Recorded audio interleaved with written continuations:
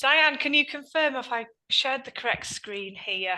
Yes, that's correct. Lovely, thank you very much. So I'm Professor Claire Penketh. I'm Principal Editor of iJADE, the International Journal of Art and Design Education, that is co-owned with Wiley and the National Society for Education in Art and Design. I just want to welcome you all to this event. It's meant to be an informal event with opportunities for lots of discussion, and it's based on the special issue, Revisiting Arts Education. Before I start, I just want to introduce our editorial manager, Dr. Emma Ariamanish, and as I've previously been saying, the journal just would not run without Emma.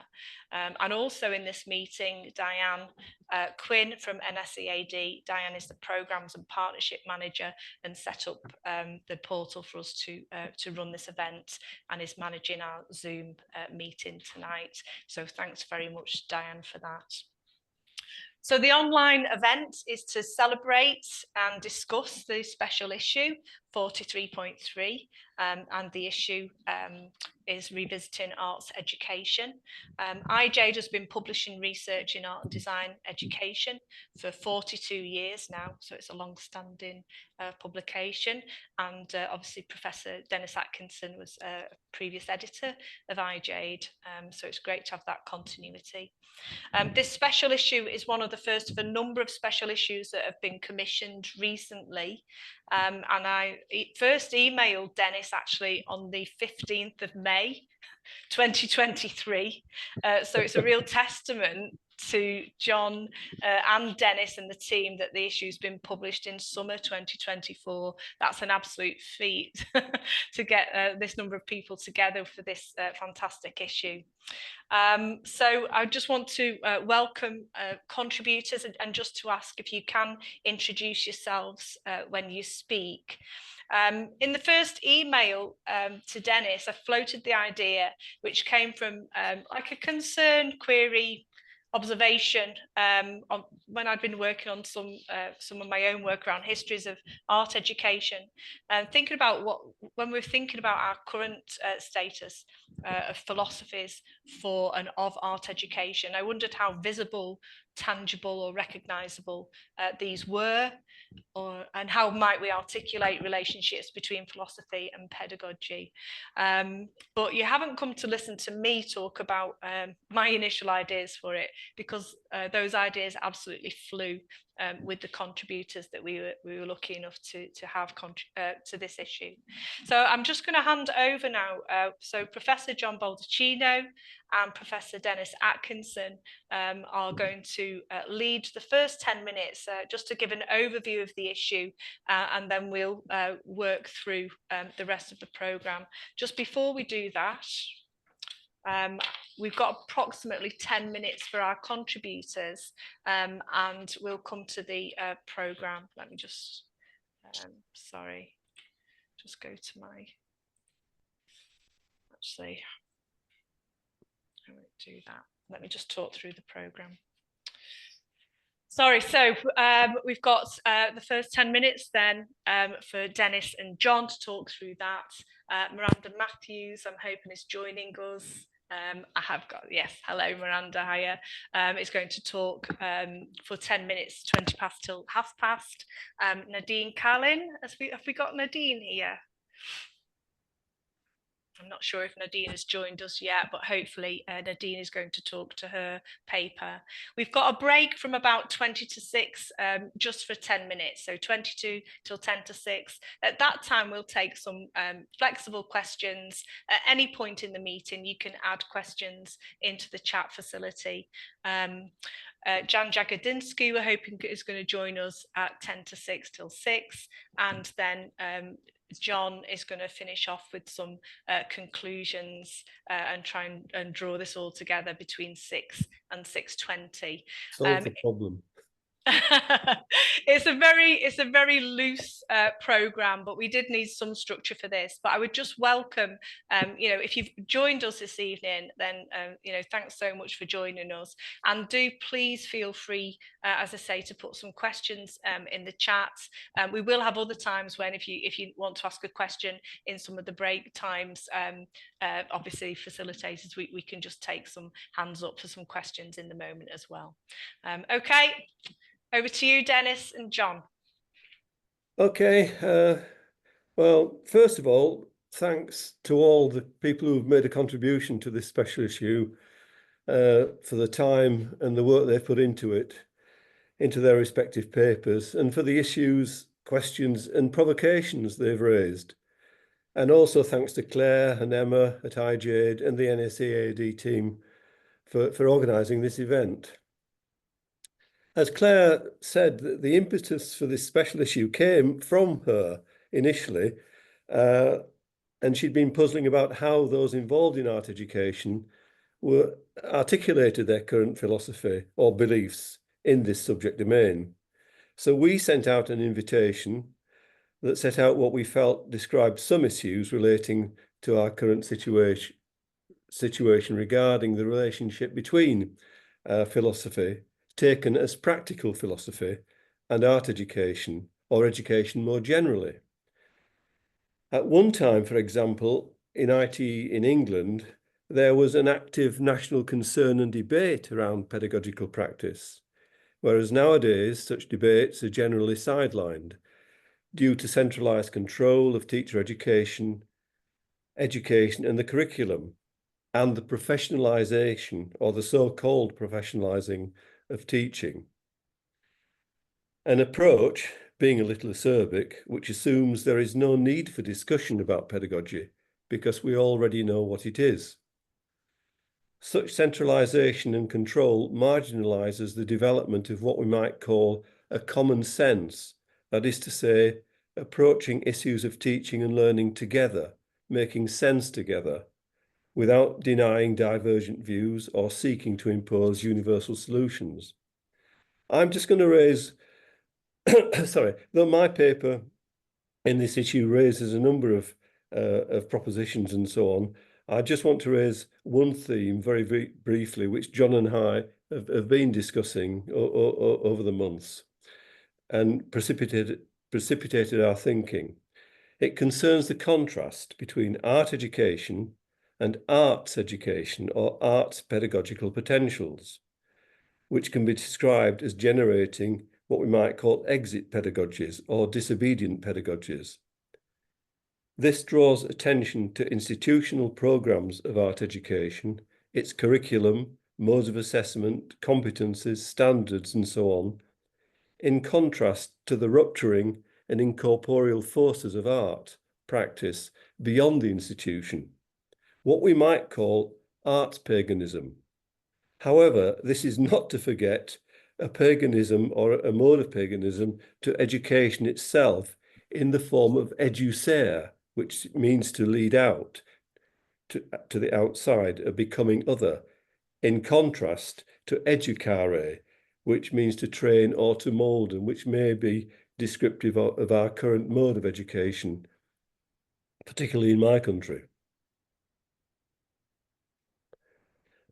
Excuse me. A second contrast exists between those modes of practice and criteria for assessment of art education and the diversity and divergence emerging from children or students' modes of practice, their corporeal and incorporeal dimensions, and how these are accommodated or not.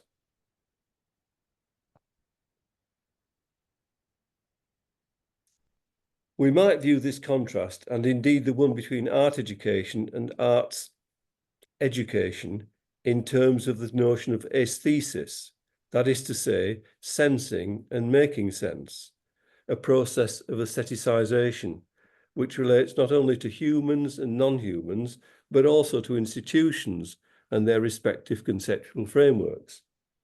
So how might art education and its established frameworks of aestheticization be compatible or commensurate with students' local processes of aestheticization, their local processes of sensing and making sense? This leads me to a question that Guattari put in his book Osmosis, although I'm changing it a bit. It goes, how can we make art education function like a work of art, when the latter tends towards a disruption of the former, when art's paganism exists outside the institution? Can we build pedagogical assemblages that function like a work of art? Is this desirable? Can we view art education as forming an ever-increasing and mutating plurality of models that emerge in and amongst the intensities and materialities of local events of practice without imposing established criteria? The notion of aestheticization, then, of sensing and making sense in pedagogic practice would suggest a kind of microethics or a micropolitics of practice that emerges from actual and virtual materialities of shifting and mutating pedagogical relations.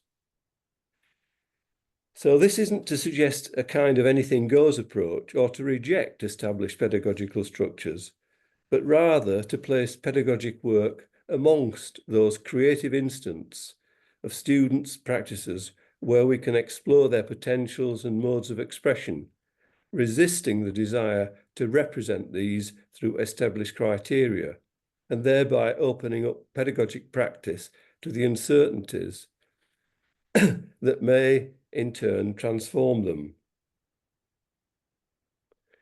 I think that's really out. I can say at the moment in just making that point about the issue that John and I have been discussing. So I'll hand over to John.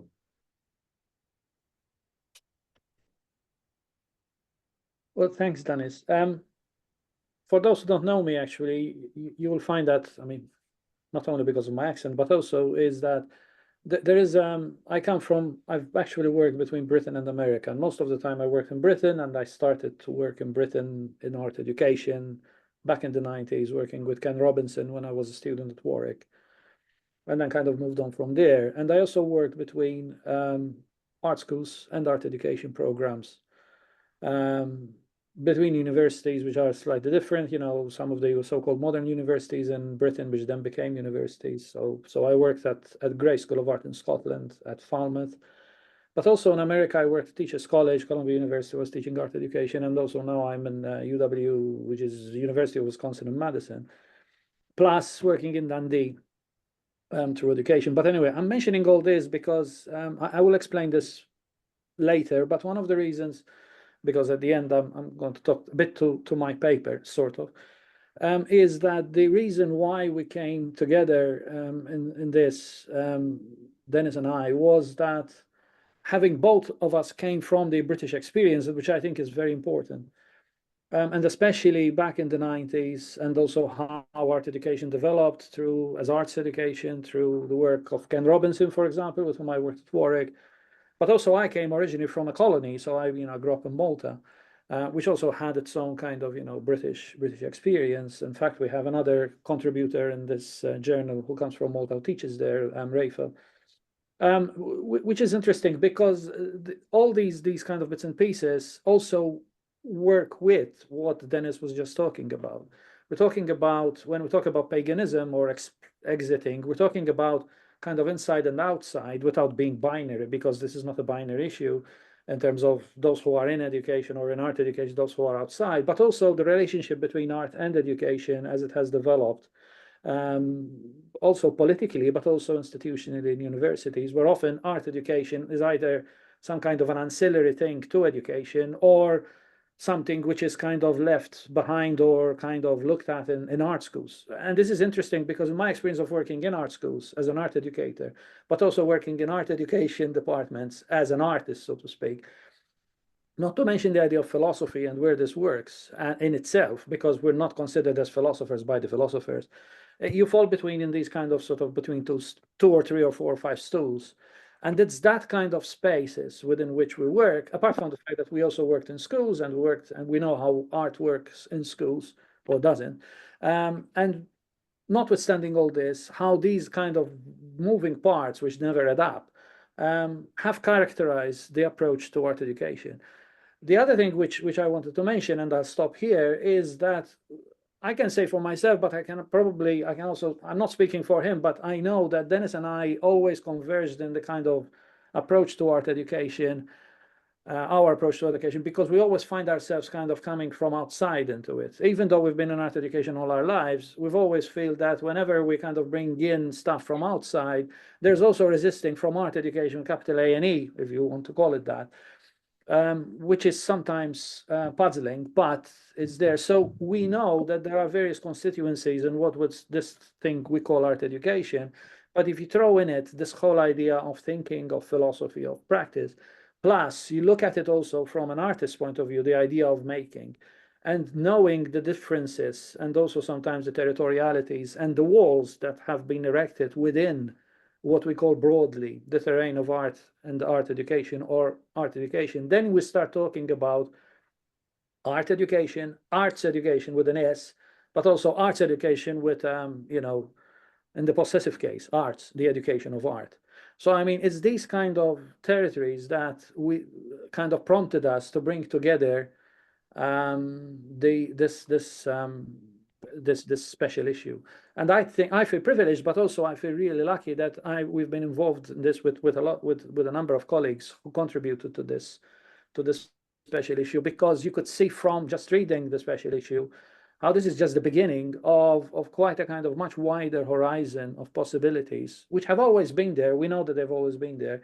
But I mean, this was one of those opportunities where we brought them together. So, I mean, that's where I stop, and I hand over to Miranda or whoever is in the line, because I think it would be nice to have this conversation. But also, I'm really excited to have all these colleagues collaborate, you know, here in the you know, joining us, because I would love to hear more about how you see this, because I mean, I look at this from inside out, but I mean, obviously, I'm also look at it as an insider looking in. So, I mean, there's always this kind of puzzlement in terms of how do we do this. I know we go to conferences and all that stuff, but on the other hand, this is a very good opportunity to really kind of, you know, look at some of these issues with some detail and then learn something from it. Thank you.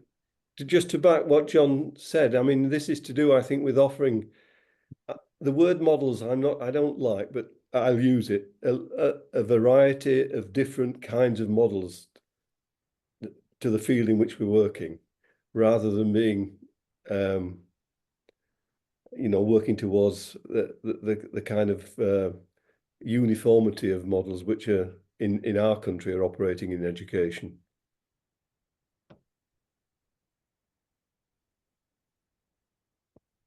Thank you very much, both. It's great to have that introduction and a bit of a flavour of where we're going. As you said, next in line is Miranda, Dr. Miranda Matthews. So Miranda, are you okay for a 10-minute introduction around your paper, and feel free to make those connections between Dennis and John's introduction. Thank you. Sure. So thanks for inviting me to speak today, and indeed thanks Dennis and John for inviting me to contribute to this special edition.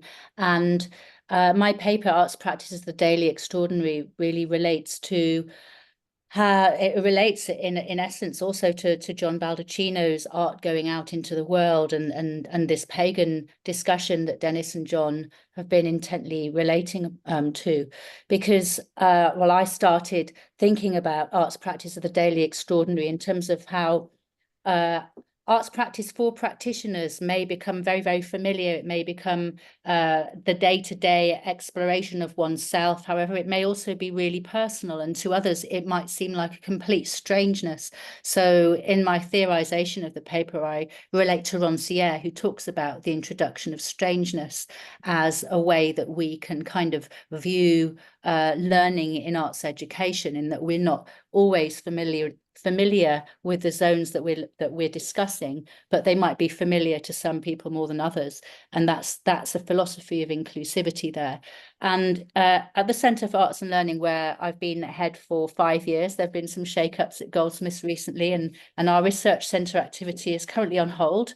But I've been head of Centre for Arts and Learning for 5 years, and we had this programme, All for the Arts. And initially I spoke to John Baldacchino about wanting to base my theme on the daily extraordinary, and we were talking about this, and John came in and he did the first presentation in the year of All for the Arts, but it was seen as a bit too niche, that title. So I'll just explain how All for the Arts relates to the daily extraordinary, in that our program, the Centre for Arts and Learning's program for the year, brought in this sense of how can we make the arts more inclusive. And we worked with lots of different speakers. In my teaching, which I always bring the CAL theme into, we worked with galleries and museums to talk to them about how they enable different audiences to participate in their programs and to feel a sense of belonging. And one of those things was that we sort of welcome the experiences that people bring in, and we recognize that a sense of surprise and re-enchantment, adventure, as Dennis Atkinson says, is part of learning. So that in itself becomes a daily extraordinary.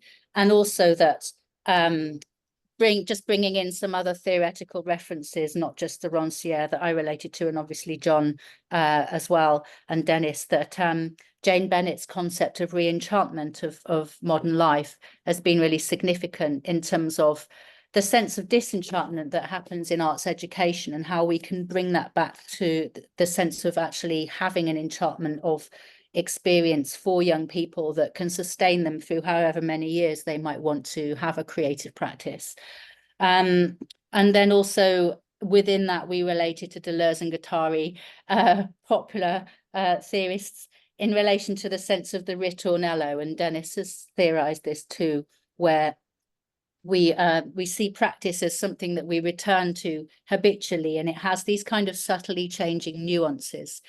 So that's kind of a little bit of the theorization that goes into the article, and a little bit of the discussion around why it came into being in relation to the Centre for Arts and Learning's activities. And we brought in some really fascinating speakers. Carol Wilde came in to talking about the aesthetics of being an artist teacher, and heightened aesthetics and aesthetic life, which really related to this extraordinariness of arts practice, in that the full heightening of the senses comes through the aesthetic experience when one is enlivened through arts practice, and this is the extraordinary within the everyday that can go missing. So that's just a little bit of an introduction, and I'm hoping that I haven't kind of wrapped everything all into one bundle too quickly there. So very happy to take questions further. Thank you, Miranda. And I just remind people, if you want to just type questions into your into the chat facility, we can take those as well. But I didn't. Can I just check also whether we've got Nadine Carlin in the meeting? I don't think so. So I'm just wondering whether Dennis, John, and Miranda, whether there's anything that you would want to talk about in response to some of those themes from Miranda's paper and how that relates. I did have a question actually for Dennis, which was around the idea around different kinds of models, and whether you could just exemplify that a little bit, and whether some of the ideas that Miranda was talking about would fit with that concept of a model. Well, can you hear me? Yes. Yes. Excuse me. I'm taking that notion model from Guattari's work on this word he uses, metamodelization. A metamodelization isn't to do with a superior model or a model of all models. He works with this notion of meta. This comes from Brian Masumi. Meta, the etymological sense of it being amongst. So it's to do with creating patterns, if you like, of working, models of working amongst the spaces in which you're working. And in teaching, of course, you have, if you take a classroom situation, you have a teacher working with 30 odd or whatever individuals, and developing these different relationships with them. So one can see that as in terms of developing different models, if you like, of working. So instead of having an art curriculum, which, a set art curriculum, which largely determined by government, if you like, might we move towards a situation where we have different modelling procedures operating, which come together to form a plurality of models, which takes us forward, which becomes open to the uncertainties of engagements with people, but within that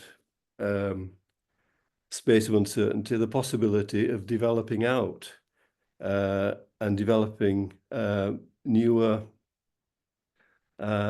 different kinds of models which are responsive to the differences and the contingencies with which we're operating on a daily basis. So again, it's not to do with the idea of anything goes, as it were, but trying to develop practices, models of practice from within practice itself, and not having to subscribe to models which are handed down to us, if that makes sense. Yeah, if I may, I think one of the, to just give this a bit more context in terms of what Miranda was saying, and also what Dennis just said in terms of models, is that one of the big challenges that I always found in art education in terms of, the 30 plus years I've worked in. And particularly, I keep talking about, I don't know whether it's age, but I keep going back to especially points of departure, which I find in my experience, especially coming to Britain, especially, I mean, after I did my Bachelor of Education in Malta, which was very much based on and modeled on talking about models, modeled on the Institute of Education, partly because the professors we had there were more or less kind of educated there. But I was first art education student there. So, I mean, they started our program with us, two of us. And I remember we used to go to the professors, to the artists' place, because the university didn't even have studios. So, and that was interesting because some of these were also artists who actually were also educated in Britain. And those days they used to do certificates. So some of them, they had the certificates, they used to come to London, do the certificates, and then go back to Malta. And I don't know, there was a scheme like that. And they used to teach in schools. But these were artists, and they were also doing their practice as artists. And I've always found that especially when coming to Britain and with art education in those days, this was, after the Gulbenkian report, I think Penny actually talked about this, especially with Ken Robinson. I found myself at Warwick. We had the arts education department before everything was then closed down. And it was really interesting in terms of those questions. And going back, I remember working when I became, what they call faculty in America, working with Richard Yeomans, for example, who was a student of Richard Hamilton. Yes. Sorry? Are you able? I'm going to call Glenn. Are you up for a chat with her? I'm sorry. Yeah. Sorry? I think you need to mute. Yeah, I don't know who's that who isn't muted. I don't know. Anyway, we Diane maybe could help with that. Yeah. So I remember, the big questions that we had there was always to do, just going back to what Dennis and Miranda are talking about, is the relationship between art practice as it happened and evolved in the studios. And remember, in the 90s, there was a lot of movement in terms of polytechnics and, post-Thatcherite situation, which in Britain was very, coming to America, it's totally different situation because they didn't have those kind of radical changes because art education was always in universities. Whereas in Britain, it moved kind of different. So there was art schools and then there were art education programs. And I know Dennis could talk more about it because he was also at the center of it as a teacher. But the whole relationship between art practice and then art education and then all these kind of other subsets within that are in themselves, are still, to me, very important. And this is why when I wrote my paper, I went back to Stokes, Adrian Stokes, and all the others, but to the question of form itself, but also the making. And without making this romantic, actually, all these models that we keep talking about, all these possibilities, the infinite possibilities, are in themselves in the art practice. So, but the idea of moving in and out of familiarity, of whether this is too familiar, whether we're too close in it, and we're not looking outside, even within education itself. I recently was advising someone to make sure, someone wrote a paper in a project I'm involved with, and I suggested that bear in mind that the audience are not just art educators, because between us we know what we're talking about, but actually once we start talking to the educators, just the educators, and not let alone the philosophers or people outside education, often we speak a language not everyone understands it. And often we assume that everyone gets it, but actually we don't. so the idea of bringing in philosophical discourses and other discourses from outside into art also could have the same effect. But what I'm saying is, you know, building on what Miranda and Dennis are talking about, is that I think we're sitting on a very very rich horizon, and over the years we've got so many things put sort of, you know, come together. Sometimes there's an agonistic relationship between them. Sometimes we agree, sometimes we disagree. On top of which, then you have art in schools. You have all the issues of, you know, defunding the arts and how the arts are being thrown out. Not, by the way, not just in Britain. I mean, in America, that's been, I know that in New York, for example, arts education has been pushed out because they didn't have the money, or they didn't want to put the money. So I mean, it's always the same story. But it's always that kind of almost like tension between, which I find, if you don't find it within the schools, you also find it within, you know, artists and art educators. And if you don't find it within artists and art educators, within art education itself, there are all these different people looking at it from different ways. And I look at it as possibilities, but often we don't have, I don't know why, we don't seem to have those conversations going on, because we seem to have too many how do you say, boundaries, which I think are artificial. And I think that's the main, and when you read all the papers in this special issue, that's what the authors are trying to do. They're pushing out, hence the pagan thing, pagos being the wider kind of, you know, the wider world outside the walls of the city.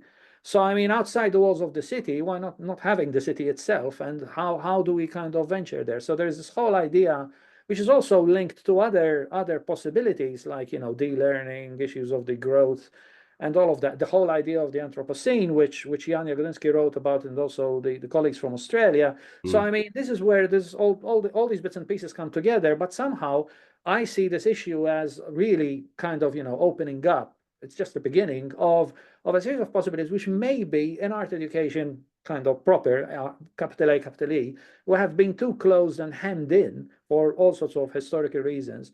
And we're not looking at, and when we look at them, we're still looking at them from inside, from outside. We look at them through the window instead of going out there and really trying to engage. And it's not easy, because you find a lot of hostility. I mean, I find hostility from philosophers. I find hostility from artists sometimes, who look at art educators as if we're these kind of crazy people trying to do something which they don't really understand. So, or they have a concept of art education which is really limited. As in, you know, I used to have a dean who used to look at art education only as teacher training. That's it. So whereas I kept saying, no, actually arts education is big, you know, we can bring in all sorts of other people. So I mean, it's those kind of, I'm bringing it down to these kind of experiences, because I think all this stuff that we're talking about really has a very concrete context, in terms, not to mention the everyday life, which Miranda's talking about, not to mention, you know, just experiencing the arts in life, and how does that, but as a discipline, arts education is quite wide. And even if you talk about career paths, as they tell us in universities, to try to justify our existences, you know, we always tell them there is so much out there. You know, people could do arts education and they end up not only in museums, but in communities and everything. But it seems that we need to bring it together again. We need to kind of talk about it more. And I know there's a lot of talk, but somehow it's not converging. And that keeps me, I'm always on the margins because of that. And on the other hand, I'm really excited about these possibilities. Anyway, I'll stop there. And another way, look, I don't know whether this makes sense, but I got into a debate a few years ago with someone in Europe on the notion of competences, which infected teacher education, I think in England in the mid 90s, and then they turned into standards.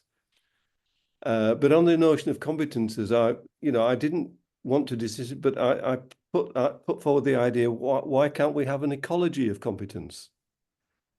You know, instead of sticking to one definition of what competence is, one standard, why can't we move into a world where there's an ecology of competences, an ecology of practices, going back to Stenger's, which is this kind of rich and diverse area that John, I think, is referring to, and to build on that, rather than trying to hone it down to, you know, some kind of universal dimension. Which seems to create this, maybe, or reinforce an idea of art as the exceptionality of art education. the exclusivity of it potentially. Miranda, though, you had your hand up there to come in. Yeah, I'm wondering if I can speak to what both John and Dennis have just said, in that initially I was going to relate to what John said about this need to go kind of out and into the world, and to take oneself or one's art or one's teaching of art out of the entropy, the kind of arts for art's sake, but also to recognize that all of the people that we're working with are in the real world, and education is in the real world, and it's all of that kind of grappling, that risk of education that is still continues to be really vital. And that's, I suppose, a Gert Biester term, isn't it? The beautiful risk of education. I relate to Tim Parr's work, because extraordinarily enough, we had an exhibition called Out and Into the World at the same time as I was thinking about John Baldacchino's theorization of that as a necessity. And but still, in Tim Parr's work, he's connecting with the day-to-day working class jobs that are often excluded and marginalized and left out of the art world and put in behind the scenes places. So that aspect of inclusivity and challenge and risk-taking, I suppose, needs to take into account that there isn't really arts for art's sake, that there are all sorts of jobs and materialities that are coming into those activities that are significant to arts learning and practice. And then going back to what Dennis was saying about ecologies of practice, and Dennis has contributed a chapter to a book that I've just edited in relation to Stengers and cosmopedagogies, that the intricacies of making work, and in terms of how practitioners learn how to use materials and how they relate to their own criteria for development, that's key to your theory as well, isn't it, Dennis? The kind of, and also to Stengers, the sense that we are to some extent developing practice without external criteria. So there's some different positioning there of, at one sense, acknowledging that we need to go out into the world, but also acknowledging that arts practice in itself is developing through its own internal rhythms and connections that aren't necessarily being judged by the external world. I think, if I can just mention it, I think you're putting your finger on something very important here, which is this notion of the incorporeal, the incorporeality, the driving force or the intensity behind art practice is rarely talked about in terms of art education, which is more concerned with, you know, if you like, corporeal manifestations. And it seems this is to do with this notion of haicity, you know, the thisness of practice and how that emerges locally within each person's mode of sensing and making sense. This aestheticization that I was trying to talk about earlier. By the way, Miranda, I have a question from Penny, but one of the things which I think is important as well is that we make a distinction between, and this is where I can see, having worked in art school, moving from art education was quite interesting. I remember moving from Warwick University, and then find myself working in Gray's School of Art, which was a totally different experience, because Warwick was art education, Gray's was the traditional art school. One of the things which I learned a lot from there was that there was a fear always, and the word arts integrity has always been kind of, you know, thrown in. It became part of the lexicon, integrity. But I mean, at first I kind of got, you know, caught unawares by it, but then I started realizing what was going on, because when we talk about the integrity of art, we're not talking about arts for art's sake. We're talking about, you know, the autonomy of art, which I think actually the relationship between art and education, and I talk about this in this paper, but I explain, I did it, I you know, I worked on this on a longer paper, which I wrote for Jan, one of Jan's book about art education, is to do with that education is not art, art is not education. They are two very, they have their own autonomies, and I think we need to preserve their autonomies in terms of how they operate, because otherwise they become kind of, you know, so the idea of applicability, while I'm not saying art should not be applied, on the other hand, art is not just a tool to apply. And that's where art education often falls foul, because they expect us, you know, if you've worked in, I don't know, being a dean in schools or something, in universities, you have to justify the existence of art in a university by actually saying things which you hate. Like, for example, art is good for industry, art is good for this, art makes very good managers and all that stuff, in order to be able to get the money from the provost or whatever, in order to be able to run the place. But I mean, it's almost self-defeating, because, but obviously, you know, that there's an insufficiency of language. Yeah. Like, for example, when we talk about arts research, we talk about arts research or arts educational research, which are very different, arts-based research, and also the methodologies of arts research, which are not simply a form of action research just applied to art. And that opens up a whole kind of series of questions, which I think sometimes they kind of, you know, become distracting. But I think this is where what we're trying to do in this paper. I wish, for example, Nadine was here, because I really like the way that she suddenly approaches the whole thing from the indigenous point of view. I mean, Nadine herself, as far as I know, she's Canadian. I mean, but she looking at, and I mean, here I have a lot of students who come from indigenous First Nations in America, and it's becoming more and more encouraging them to bring in those kind of disciplines, or rather those approaches, which are very different. And often I sit there and learn from these students who come from indigenous peoples, who are looking at the world in a very different way from where I come from, which is an ex-colony, living then in America or in Britain, actually, which is totally different. But I think, you know, when you bring in the idea of art in it and how that works, this is why I think Nadine's paper is so interesting in terms of what she's proposing there, is that you have a very different world outlook, which is looking, so in a way, going back to what Dennis and Miranda are talking about, especially Dennis talking about modules as being an ecology, where you have all these other different kind of possibilities, which we don't even know about. It's that, and I feel that when we talk about art education, if art can do something which is different from others, not because it's special or you know, it's just different, it's a different kind of thing, is that it allows us, we make art in order to be able to look at the world in a different position, from a different point of view. It doesn't mean that we're better than the sciences or we're worse than the sciences or whatever, those kind of, but we just trying out other things, and we can risk things which maybe other disciplines don't. And I think that's where it becomes really exciting. But yeah, I'll leave, because I think I'm trying to connect it also with what Penny is asking in terms of metaphor, and she's asking Miranda about this. I don't know, Miranda, whether you've seen the question. Should we take that question now then? From so we were going to have a 10-minute break, but I feel like we're in the flow, so we're not going to do that at the minute. We might come to that. So Penny, who has contributed a paper, has put a question here from Miranda. Can you say more about how your metaphor might work both ways, i.e. making the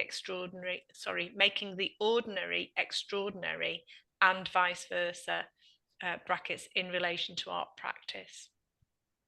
Yeah, I mean, it's possible to interchange and argue them from different positions, isn't it? And somebody said to me, well, if you're making the ordinary extraordinary, isn't just that ordinary? You know, isn't it just ordinary then? So there are lots of kind of debates to be had around this, but kind of going to how I'll just give a kind of snapshot of how it could be interpreted. So going from the ordinary to be made more extraordinary, arts practitioners are often in close observation of day-to-day experiences, daily objects, feelings, places, that they interpret either through figurative or representational or abstract methods, through material or conceptual processes, and they're actually making what to others, passers-by, that see this as an ordinary thing, are making it revisitable as extraordinary, but also in the sense that our daily lives would be quite dull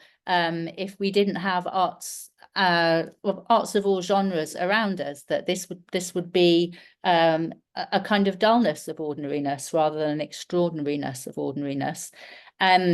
So noticing, interpretation, delight in existence and diversity would be ways, so including biodiversity as well, for those of us interested in kind of challenging Anthropocene, that's the ordinary made extraordinary, and then kind of vice versa, the extraordinary made ordinary.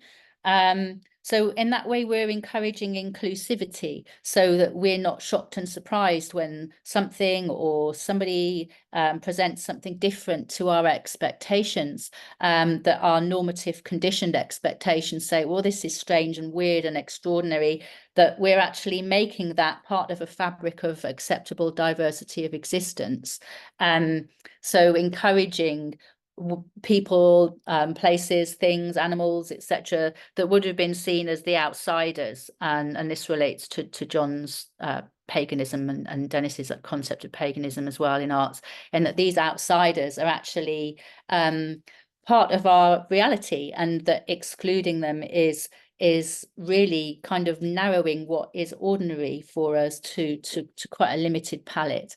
So then it becomes, if we don't agree to this exclusion, then we're agreeing to fewer tacit normativities that can be exclusive in education and arts and learning. That's a snapshot. I think it's important to draw the attention of the colleagues who are attending, is that there are two papers actually which are also related to this, apart from Nadine, who's looking at indigenous knowledge and indigenous art, and within a particular context in the what we know as the United States now. Is also, there are two papers, one by Anja Godinsky and the other one by a number of colleagues from Australia, who are looking also at the kind of Anthropocene, and also the kind of issues of post-human, as we find in Braidotti and others, which I find extremely interesting because, you know, having had to teach a bit of Braidotti last semester, where I had to read a lot of her stuff. And, you know, I mean, I can't say that I know all this work, but I mean, sometimes when you're teaching, you have to kind of learn it. Is interesting in terms of how they bring in the arts and art education in it. And that kind of, obviously, we know that the debate is huge, and Jan has written a lot about it. It is important because again, this is not just, and this is where I'm saying this is not just a question of applicability, although we're not saying this is arts for art's sake, but on the other hand, if you look at from within the autonomy of what we broadly call art, we find in there, in whatever artists make and whatever we do, and artists could be, you know, a contentious word, could be everyone. Because the idea of everydayness and the idea of the ordinary becoming extraordinary reminds me also of some of the Japanese. Once I had a student from Japan, actually, who did a whole dissertation on the idea of the tea ceremony as becoming, of moving the ordinary into the extraordinary. So there's kind of aesthetic, which comes from that kind of particular philosophy. But if you think about it from much wider possibilities in sense of that art practice, whatever it is, with a small a, if you like, is that it opens up all these possibilities, but they are there. And I mean, this is where sometimes we don't look closely at these things. And I just wanted to mention the experience of, you know, those who work with art students, they know this. I remember the first time I started working with art students rather than art education students was really interesting, because they were bringing in terms of what they do in the studio, which is basically they just work in the studio, especially MFA students, is that they bring out some really interesting and intricate concepts. And I remember there was someone who was telling me something, and I told him, so you've been reading Derrida? And he told me, no, I never read him. And then I realized that actually those concepts he was bringing up were coming out of his own practice, were coming out of his own kind of, you know, messy studio. And I think we often forget that actually I see a lot of arts, especially our students, because obviously I deal with them, is that they bring out these very elaborate concepts, these elaborate thoughts, simply by actually engaging and messing around with their own paint or their printmaking or whatever they're doing. And we often don't capture that, because if we try to capture it, sometimes you find colleagues in the studio who are telling you you're just theorizing it, which becomes the kiss of death. You're theorizing everything. Or actually, but that means also that the kind of, you know, we're not encouraging the students to elaborate a discourse in terms of the practice. Now, if you think about the pedagogical implications or the pedagogical inherence, if that's the right word, or I'm pronouncing it, the pedagogical inherence of art itself, and that's what we're talking about, arts, you know, with an apostrophe, arts pedagogy or arts education. That's where it becomes really interesting, because there's an immanence to this, to use a fancy word, which I think often we either oversee, or we either think it's too common, or we don't really engage with, when actually it's always there. you know, just simply making art, you are also engaging in a very pedagogical kind of, you know, exercise, which actually itself, and this is why when we teach art and we develop pedagogies in art, they are very interesting and they're very, very unique, partly because, you know, art is quite a unique thing. Like, you know, if you do sport is a very unique thing. But I think that specificity, actually, we don't really give it sometimes, we just take it for granted. And I think it would be interesting to develop further into that, because it's all there and we take them for granted. So thank you. Thanks very much for that. And as I say, I didn't want to cut the flow of the conversation between the three of you. We were going to have a short break because it's just gone 10 to, so we've been on the call for a while. And we're going to come back. I'm not sure if Jan is able to be here. We've had apologies from Laura Traffy-Pratts. So we'll come back at 6. I've just put a little thing in chat. How would you articulate your own philosophy, beliefs about art education, maybe in a word, an image, an object? If you want to use that 10 minutes, this is for our audience who've joined us. Might be interesting to see what you think about that in terms of in the next 10 minutes. So respond, the invitation's there, respond or not. And we'll come back at 6 o'clock. And if Laura's not here and Jan doesn't join us, it'll be over to you for your conclusion, John. Okay, is that okay? Right, we're lovely. So welcome back to part 2 of our session on the special issue 43.3, Revisiting Arts Education. And we've got Miranda Matthews, Dennis Atkinson and John Baldacchino, and we're going to start the second session just by responding. We'd asked you to respond as our audience with a little prompt there. How would you articulate your philosophy of art education or for art education? Asking you to think about a word, an image or an object. Sophie Leach, I don't know, Sophie, whether you want to read your question, and you're more than welcome now to contribute. I'm happy to read it out if you'd prefer. Read it, if that's okay. Brilliant. You're very welcome, Sophie. But just want to say thank you to Diane, who's put up the PowerPoint, or is putting it up right now, for the fantastic prompt that you gave. Just thinking of the title, really, Revisiting Arts Education, and just constantly at NSAAD, we've been looking back at an incredible archive. It's 136 years old of paper, and it stops in 2000. But on that paper is a huge amount of information about the arguments, the discussions, the pedagogies, the curricula, the practice that took place in so many studios and classrooms. And I suppose when the big landscape, now just let's call that a group that looked at what does better practice look like. No one single model, just as Dennis said, just as we began, could be possible at all in our subject, because it's so expansive. It's full of inquiry, and it enables people to have a dialogue with their world, their communities as learners. So I suppose it's not really a question. It really is a thought about archives and their purpose. Increasingly, it's felt that we need to shore up our subject, and we are the best people to do that. And so are those people that have gone before us, I think.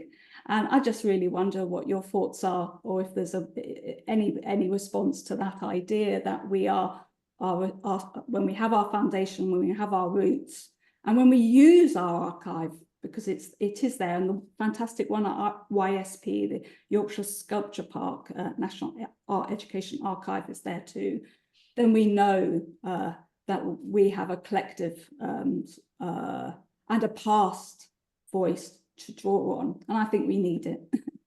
That's it. It wasn't read, but that's what. Can I just mention something, because just I realize now, is that in this special issue, there's a paper by Kat Martins and Samuel Moraes, who come from Porto, and I don't know whether they had time to read it, but it would be this is basically it, because that's what they're doing at the moment. They're doing a lot of work, which they're doing in their own kind of, context of the archive, in terms of the Portuguese. Remember, I mean, well, a bit like the British, the Portuguese also, there is this whole wealth of, the colonial experience, which is, when I say wealth, it sounds positive, but actually, there is a lot of it is not positive at all.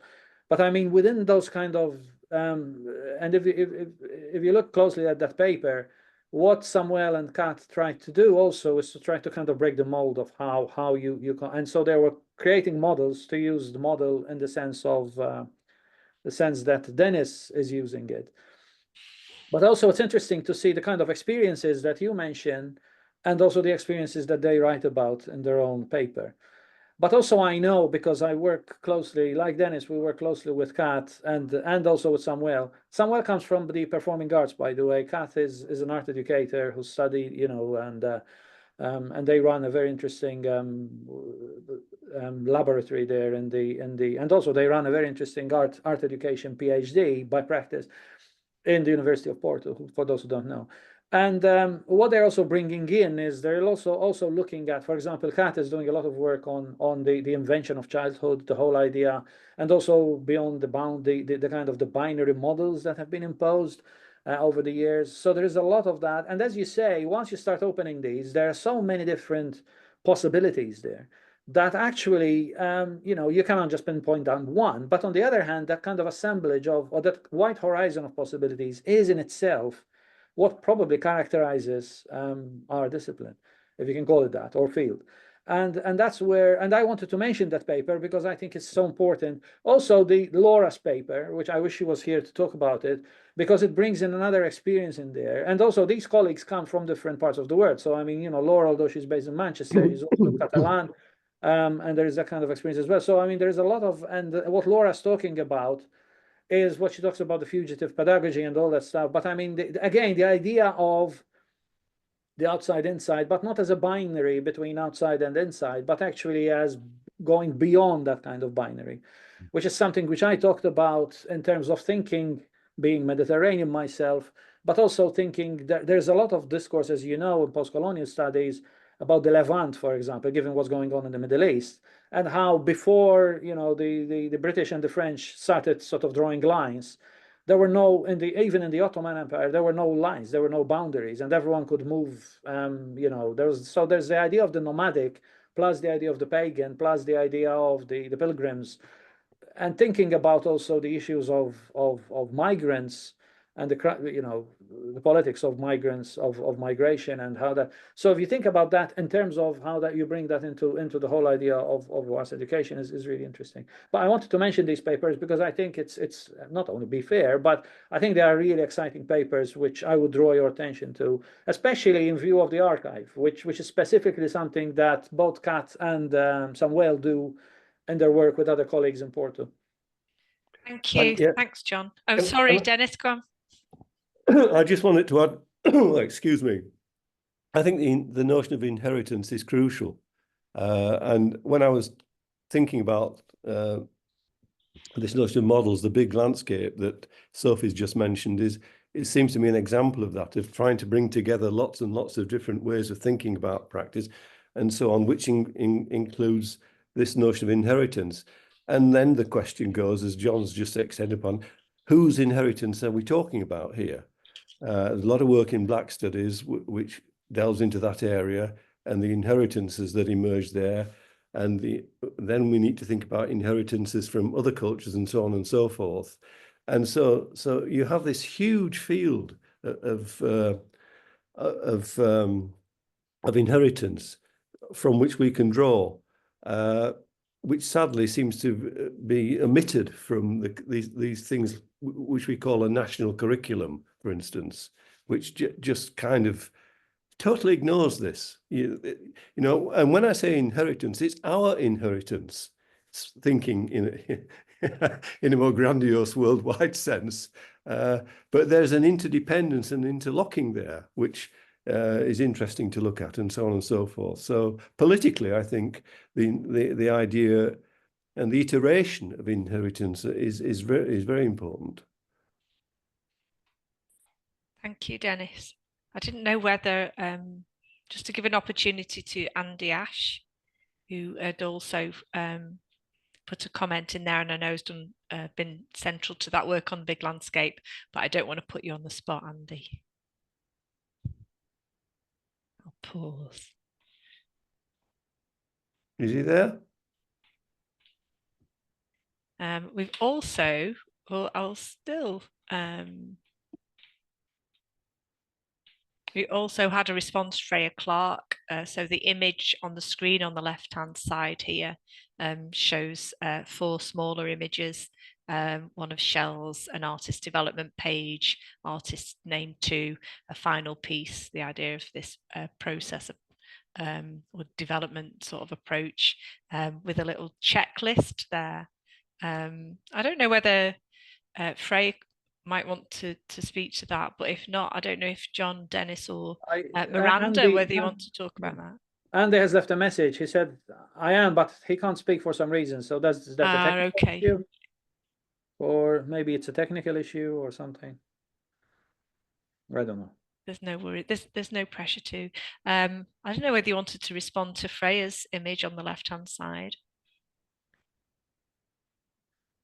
Yeah, I mean that's the other thing which we often forget, and I'm sure you all have the same experiences when, for example, before sort of the kind of technology that developed now, we used to also push on, for example, you know, I don't know, I remember working at Grey School of Art when in those days we used to do CD-ROMs when the practice-based PhD became floated, started to be floated there and in Leeds and other places, and how actually the idea of the image and how the image itself becomes a narrative, and it's kind of, you know, how we fought for the corner in the universities to be recognized as a narrative, which is not simply, you know, you don't just write a formal essay, but I mean, the essaying with the image becomes kind of so central. And I keep thinking about it now because at the moment, I don't know about Britain, but in America, the universities are having these reaction to AI, and we're asked to do this kind of little thing in terms of our syllabi, in terms of how we treat or engage with AI. And I keep thinking, what if we just ask students to bring in images only? And how do we, for example, I use a lot the idea of the sketchbook, even when I'm teaching students who are just education students. I also teach education students in another department, and they really love it. And I remember once I did the same experiment by teaching philosophy students at Dundee, and I got them to do a sketchbook. And I told them, look, you could draw, but also you could bring in your concepts. And I remember it was something which for them it was alien, but I told them we do it in art school all the time and in art education.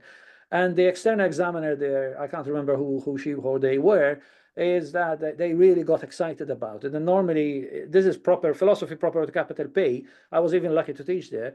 It was interesting how actually there was that kind of reaction. So, I mean, what I'm saying is that pedagogically speaking, sometimes the stuff that we have developed in the arts, pedagogically speaking, has a lot to offer outside. And when it starts working outside the confines of art or art education, it has quite an impact. And I think, you know, that's something which we need to kind of also look at. So, yeah, and Sophie has got a comment there as well, which is interesting. The other thing I wanted to mention is especially in view of what Katharina and or rather Kat and Juma and the others wrote, our colleagues, is the question of as Dennis mentioned, the whole question of post-colonialism, but also one of the, again, and I would love you to share your experiences here, is when you start teaching, you know, after a period of being administrator, going back to teaching, and suddenly you realize that the students, at least my experience here was that in the art department, the students, I found myself engaging with a lot of students within the kind of LGBTQ, but also trans students, and in the Midwest is not always, there's a challenge. But I mean, you know, students who are doing art, and that becomes part of their own work, so their own personal experience.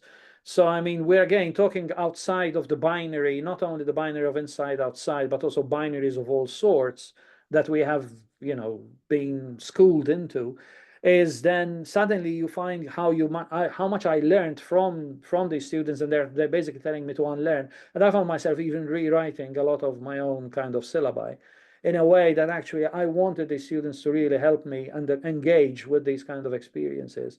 And especially the younger generation, which is kind of becoming more and more open about this, the question of identity, but also it is linked. There are studies, it is also linked in terms of patterns that I have to look at, especially here after the Black Lives Matter and the riots that we have. That has really affected a lot of the universities, and some of the universities, that was just a knee-jerk reaction, and they said, let's diversify the curriculum, but actually you can't do that only by content.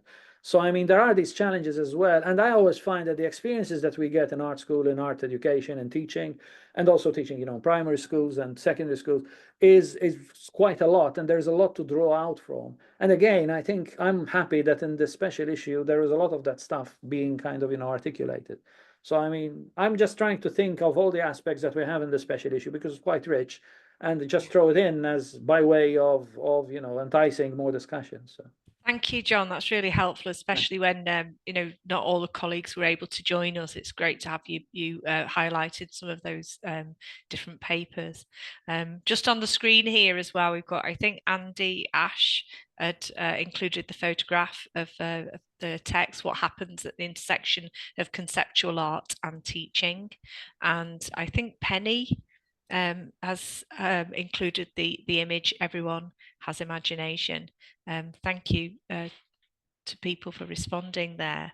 So we're just coming up to 1:15. So just Miranda, as you're here, I didn't know whether you wanted to come in onto any of those aspects of the discussion that Sophie had raised, perhaps around. I liked your phrase there, Dennis, about inheritance, because of course archives can be treated in lots of different ways, and actually to think about them as an inheritance is only one aspect of the way maybe archival material has been treated in the past. That I found that interesting. Miranda, I don't know if you want to add any comments or reflections.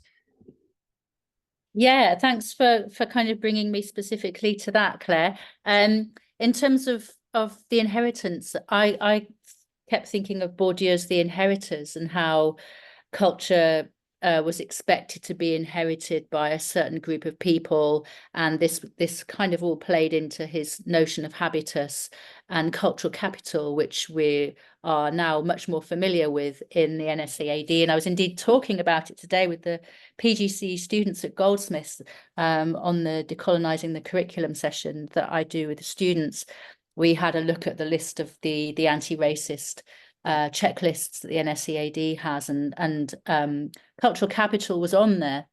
So in terms of inheritance and archives, there are a number of artists of colour challenging what's being archived and memorialised.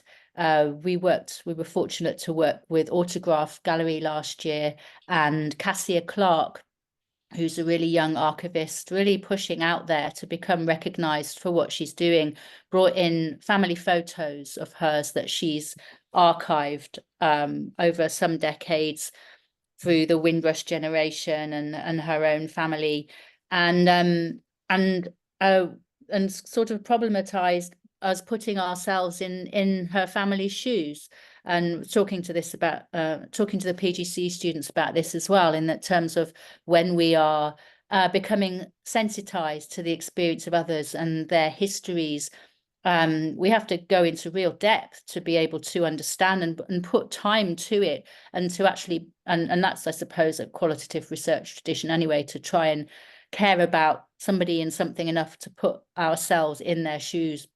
But we literally kind of did that with Cassia Clark's work, in that she gave us these family photographs, and with the MA students, we enacted the family photographs with her present, not like we went away back to the university and did this in a kind of separated way, but with her present. And that was really a fun and enlivening experience, and a different way of connecting with archives, so that archives actually aren't our past, they're actually how we exist in relation to the present, and the depths that we give our understandings of our own cultures and the cultures that we're just beginning to understand. Thank you. Thanks very much, Miranda. And Sophie Leach has posted some links to some images that you'd referred to there, so people can have a check-in on those if they want to. I also just want to invite Andy Ash.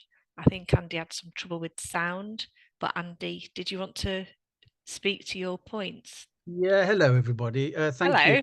I've just had one of those kind of technological meltdowns, so apologies. I was in and out a little bit, so I missed the conversation. But I just wanted to just briefly, since we touched upon so many aspects, and particularly what Miranda was just sort of talking about, I've been interested in how we, through something like the Big Landscape, support our teachers and enable our teachers to create more expansive, more contemporary,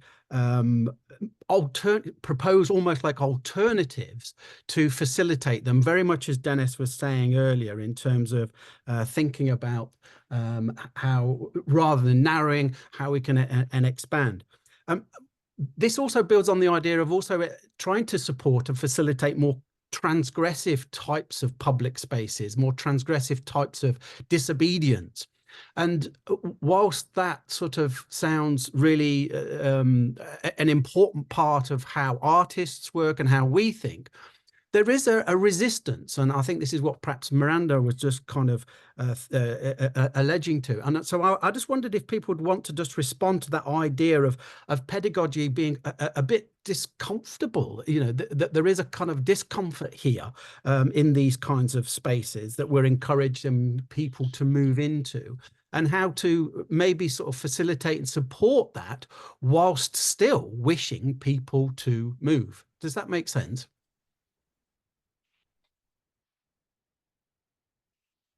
Any takers? Dennis? I'm not sure whether where is he? Where's Andy gone? Oh, he's up there.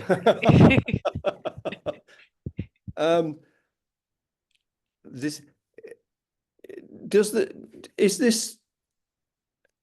this relate to what I was saying earlier about uncertainty? That contrast a pedagogy which is coming from a position which is informed. Yes, absolutely. To a pedagogy which is not informed but has to respond to the thisness. This is where this notion of haecity, to me, haecity comes in very. One has to respond to the thisness of what is happening. So you're in a situation, going back to people like Lyotard, who talks about operating without criteria. This is his notion of, linked to his notion of paganism. So you're in a very uncertain situation, but you have an obligation to move forward as a teacher, for instance. But that seems to me to be an exciting adventure, an exciting challenge, rather than knowing already where you're going and imposing that pattern upon who you're dealing with. So that's what I was trying to get at, and you've made things a bit clear to me in terms of talking about the modelling. It's to do with dealing with the thisness, and the models that come out of that, if model's the right term, or the pattern or whatever, but which then take you on until, of course, they don't. And I think I won't go. I had an experience years ago, but I won't go into take a few minutes to talk about. But I think somewhere Deleuze, or it might be Guattari, talks about life being to do with haecities, that we have patterns of movement and then we don't. Something happens. We have to, and so it's this ongoing challenge of existence, which is contingent and so on and so on and so forth. And that seems to me close, if I'm right, to what you were saying. Thank you, because I think on a daily sort of kind of basis, one of the sort of issues that I'm facing with something like that big landscape is how one supports and facilitates in these uncomfortable sorts of spaces. So that makes perfect sense. And this is to do with the thing I said at the beginning of making sense together.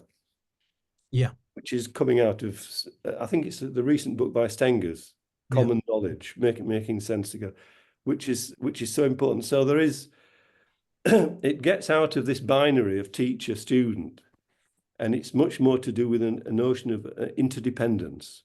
And the notion of interdependence involves material things, but immaterial, incorporeal things, the affects of situations, which then in some way might make sense, come to be.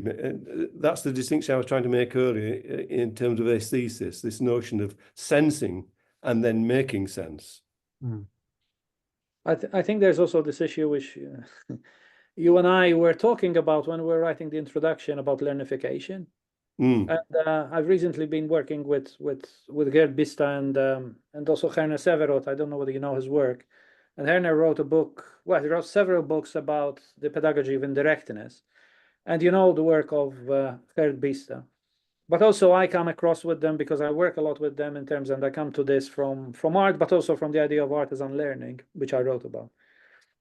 But the question of how we share, one of the things which, I mean, I like that because they keep me honest in a way, because in a way, actually coming from art sometimes, as you say, the kind of the disobedience, if you like, and the kind of the transgression understood from bell Hooksian point of view is very real. But on the other hand, we are not saying that this is entirely a social constructivist issue, and therefore the teacher is abdicating from their own role, because that's important. On the other hand, we need to be careful not to fall into this kind of social constructivist learnification of everything, where everything becomes then it kind of goes against its own kind of purpose. So because this is where the paradox is, that while we talk about scaffolding and we talk about learner-centeredness, actually, when we use these, social constructivism has become one of the most effective forms of control that we have. And sometimes the arts get embroiled in that through especially the reification of art education itself. So, I mean, it's that kind of how on earth then do we embrace the contingency, as Dennis is saying.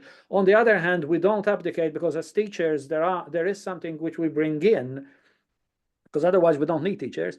Teachers have a role, and in a way, how do the teachers then teach you to misbehave or teach you to unlearn? And how in that context, rather than relearn, or rather than try to kind of have this kind of, again, a binary between learning and unlearning, how do we develop that? And there is a lot of really interesting, I'm finding a lot of interesting parallels going on with the discussions of degrowth, which I'm working on with Herner on a special issue on that, and Dennis is involved as well.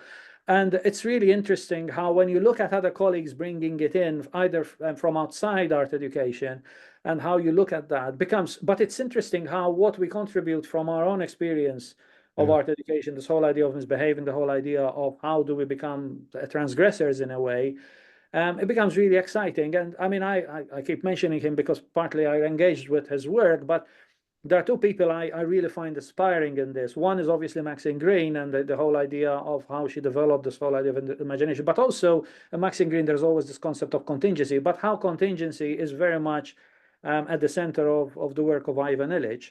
And, you know, the idea of conviviality and all of that. So, I mean, again, this opens up a whole set of new possibilities. But I think it is possible, definitely, that if we come starting to think about pedagogies of unlearning, pedagogies of indirectness, transgression, you know, disobedience or whatever. All of these actually we're familiar with because we work in the studio, and those things happen all the time. But I think trying to translate those out there, it's a question of language, as Dennis was saying, becomes quite a challenge. But I think it's still there, and I think we have almost, we're duty bound, and even as teachers, how do we make this work as teachers without abdicating, without disappearing from the scene? We need to do that, and I think it's quite a challenge. Thank you. Thanks, John. I'm just conscious that we're going to come up, it's just coming up to past, but I wondered also, as John's going to round off in terms of talking about your paper, moving into concluding the session. But before you do that, Miranda, I had a comment. I don't know if it's a comment or question from Sophie. Thank you, Miranda. Whose archive, whose inheritance is vital? And also, I just wanted to give you a last opportunity, Miranda, before we move into the concluding section, if you wanted to respond. Yeah, I think it was a comment. I think Sophie's saying that it's really important. Sophie, correct me if I'm wrong, but saying that it's really important to question whose inheritance it is that we're bringing into learning in art education, and who gets the sense that what they learn belongs to them and can be passed on to others, because of course that is part of the education process, that, you know, we all experience our wonderful time learning in whatever field we do as our undergraduate, postgraduate degrees in our own practice, and then we want to pass on some of that wonderfulness, and that becomes an inheritance that we share with people. But yes, and whose archive, in that decisions around what's kept, and what's kept by museums, what's kept by galleries, what the reasons that they're kept, that kind of archival and curatorial eye on what's valuable, what's culturally valuable, all of those decisions are political, and they need to be politicized in terms of today's experiences and the diverse communities that we need to represent. I've just been having these conversations today, so they're all kind of hot-footed, as it were, from the PGC students. But in terms of what John's saying around indirect pedagogies, and I really relate to that, because I'm going to give a presentation on that actually at Cambridge, the Cambridge Art Education Research Innovation, I think it is, Institute. Yeah. You're there as well, aren't you? Yeah. Because Herna Severo's wonderful open access book on indirect education really connected with some research we were doing with Centre for Arts and Learning on ecologies in practice. And because we wanted to research actually what young people felt about this through arts practice, we didn't want to be didactic teachers, but and in the way that we delivered our practice research, but we found that in trying to be indirect, some of the students got a bit lost. So there's this kind of dialogue in my paper between indirect pedagogies through Herna Severo and critical pedagogies, bell hooks and Pereira, that we're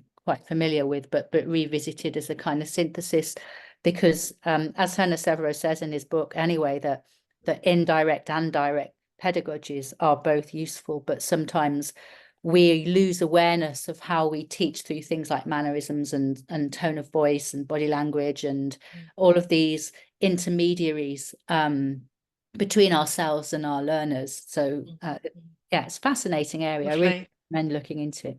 Thanks so much, Miranda. That's great to have that additional context and hot off the press, if you like, in terms of your practice, which is fantastic. We're going to move to our outro. John, you're going to conclude for us. Again, though, please, if you want to put any questions in the chat, because these can also be forwarded to our presenters after the event as well. So, you know, keep them coming if you've got any more comments. So, John, over to you. Thanks. I don't want to be long because I think we've covered a lot. And I would love people to just read the papers and, you know, hopefully we were talking about in the break about maybe a follow-up issue, which would be quite an interesting, I personally would love to hear more voices, because often we do work and we tend to kind of have our own little cocoon, and especially if you're away, like I am in America, you have a lot of voices, but sometimes, you know, conferences are I find them overwhelming. Whereas when you're working with little groups, or we're working with colleagues, like, for example, mentioned Herner and Gert, I find actually there's quite a lot of interesting stuff coming up. For example, also working with colleagues in Europe. I've had the privilege of working with the Portuguese, as I mentioned, but also I've had the privilege of working with some of the Norwegian colleagues, and some of the stuff keeps coming out there. It's quite interesting. I think Miranda and also Dennis, they know this because they're part of it, but we've just published, Herner and I have also edited a new handbook of continental philosophies of education. And that experience was really interesting for me because, I mean, I come into philosophy of education basically through art. I mean, that's my birthplace, so to speak, and I would never give that up. And in a way, actually bringing in colleagues from Europe who are outside the kind of more Anglo-American context, the kind of insights that I've seen there was interesting. And also now it seems, I don't know. I mean, I'm more you know, familiar with some of the Southern European, partly because I speak Italian, I can read French, but I mean, mostly of the Italian thing. And being in Malta, being Maltese, we always had this kind of very strange relationship, being British colony with all the British stuff that comes into our university. On the other hand, we've always been very much influenced by Italy, especially through TV in those days before internet. And also we kind of read the language because Maltese is half Arabic, half Italian. So, I mean, we could relate. And I'm mentioning these things because these are there's an element in this, you know, we were talking about archiving, we're talking about heritage, but also we're talking about the colonial experience, which actually also influenced me in terms of how I wrote this paper. But there is another background to this paper. At the moment, I mean, there was a point here just before COVID where I did 3 years doing something which is like a kind of a dean of the Arts Institute here. And then I went back to teaching. I got too much white hair in doing the job. So, and found myself kind of really interesting situation. And the departmental chair asked me to look after the TAs, the teaching assistants. You know, in America, we teach a lot with teaching assistants. And one of the things which I felt, obviously coming from art education as well, is that I felt that there is, you know, an obligation. I wanted to give them more pedagogical insight. And I remember writing a class, which we did online because COVID hit in, on various pedagogies that we use in art education, whether it's in art school, whether it's in K-12 or in those kind of areas. And I singled out various pedagogies, but one of them actually I wanted to really try to push was the pedagogy of form. And I thought I'm dealing with MFA students who deal with form all the time, and it should be an easy one. But actually, I found myself in a pickle because actually it was one of the hardest bits that I'm still not sure how to articulate that. So I mean, recently, I've become more and more interested in the concept of form. And this is the other thing is when I was young, you know, wanted to change the world coming from the left and all that stuff. If you talk about form in art, you could be dubbed as being a formalist and therefore you're becoming reactionary, but actually kind of pushing back on that and suddenly looking at form and engaging with form, because at the end of the day, we deal with form. And again, I know this is, even the word form itself could open up all sorts of possibilities. It's something which kind of challenged me, and I keep working on this, and I've written several pieces on this. But so this was an opportunity for me to talk about form in terms of a migrant form. And the reason for this, and I'm not going to kind of, you know, talk too much about it because I've already mentioned this, is that one of the things which really influences me, another influence or rather an interest I have is Mediterranean aesthetics, which I wrote about. Is how, when you think about, say, for example, the Mediterranean, which is a region rather than a country, but also look at, say, for example, the Levant, which actually was an area of where, okay, it was under the Ottoman Empire, but if we read about the Levant, and these days there is a lot of work going on about the Levant, partly because of the issue to do with Israel and Palestine, but also because of all the issues that have emerged there, is how people, for example, suddenly find themselves in borders. There are books written by say, Palestinians who used to live in a place and suddenly now they can't go back to where they came from because it's full of checkpoints and whatever. But the Levant itself, if you look at the map, thanks to the British and the French colonialists, it became all sort of straight lines and they created all these kind of things. But I mean, if you look at the Levant as an analogy, and I'm not saying the Levant was heaven, it wasn't, but it was the concept of being in a place, of belonging in a place, which didn't have the borders that we have now. So the border, the idea of the border was not there. So what you belong to, whether you're a Mizrahi Jew or whether you're half Arabic, half Jewish, or whether you're something else, you're Turkish, but also, or you're Christian, living in a kind of, you know, Muslim context, and all of that, that was something which had a totally different dynamic. Whereas now all we have is boundaries and people putting boundaries all the time and frontiers in order to be able to kind of, you know, feel quote unquote safe. But that means that we've been all split together. And when you think about also, I keep thinking about art education and in terms of our disciplines, there was even a time back in the 90s where we had a much more kind of porous set of opportunities. We had a much wider kind of terrain, so we were very much nomads. We were also very much paganistic. But that kind of nomadism now, it's not even allowed. And when we know how it worked, because I was at Warwick when suddenly they brought in the cuts and suddenly we became kind of, you know, had to define ourselves in certain ways. And I don't know how many times they changed art education and the curriculum and all of that stuff, that we found ourselves very much kind of, you know, locked into, hemmed into this kind of situation, which really challenged us to try to survive. So we started defining art education in ways which we didn't want to.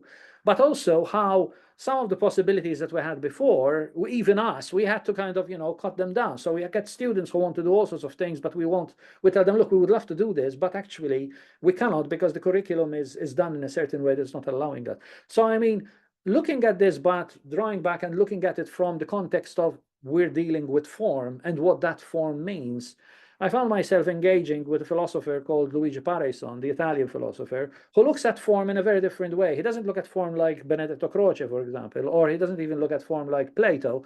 But on the other hand, he looks at what he calls formatività or forma formante, which is the form that forms. And thinking in terms, as if I am in the studio rather than, and normally I do that. I go back to the studio and then try to kind of look at some of the questions that we have from outside, if you like. It allowed me to kind of develop certain ideas and questions in this particular paper, which brought me into, for example, took me back to Adrian Stokes talking about painting, the painterless of painting, the specificity of painting. But also took me back to someone like Primo Levi, for example, who talks about why do we write. And also one of the other influences which I find very useful, and it goes back to Britain, is the whole influence, the whole heritage that we got from someone like Victor Passmore and Richard Hamilton and the basic design movement. And I remember, my colleague Richard Yeomans, who studied with them, he told me, the basic design movement was just, the syllabus was only on one side of an A4, and that's it. And he talks to me about how Victor Passmore once tried to explain this by putting a lump of clay in the laps of these, these administrators, and he told them, just feel it. That's what we do.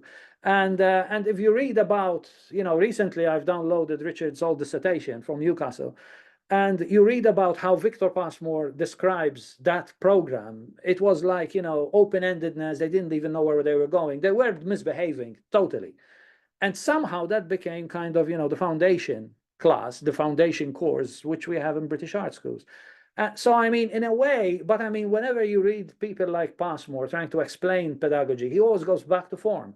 He always goes back to the act of making things. He always goes back to this. Now, I'm not romanticizing it, but sometimes we forget that those practices, as I keep saying, and I'm repeating myself now, those practices actually give us these insights in terms, and sometimes when you read, I don't know, Deleuze, or you read, I don't know, Derrida or whoever, you say, oh, well, he's saying that, but we've discovered that when we were, engaging with paint and messing around in our studio.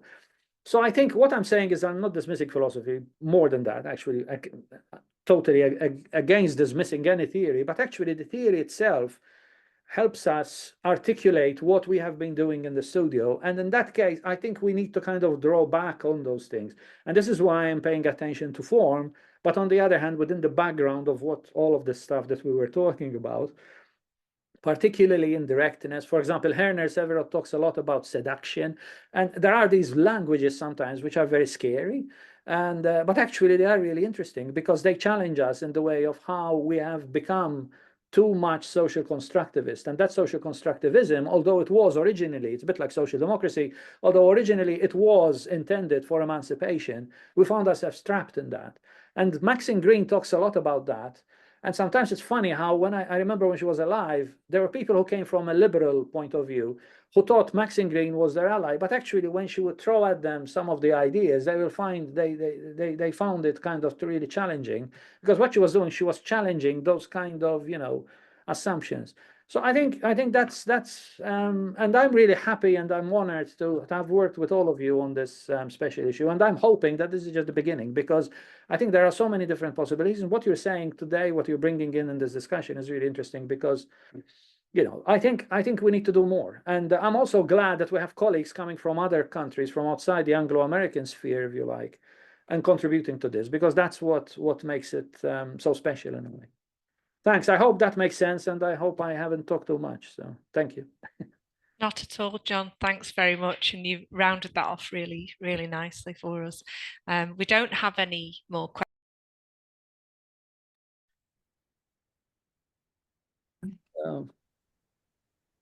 Okay. Right, I'll start letting everyone in now, and I'll mute myself.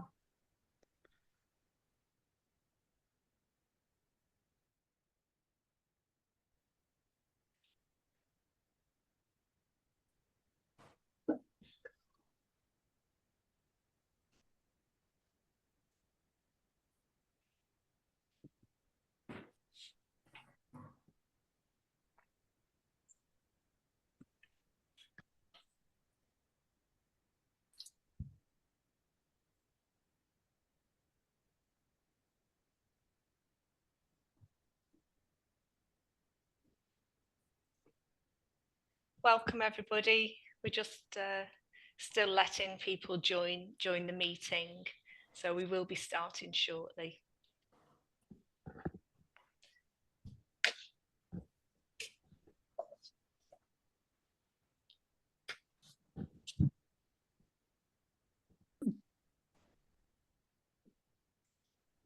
Diane, do we have still more people in the waiting room?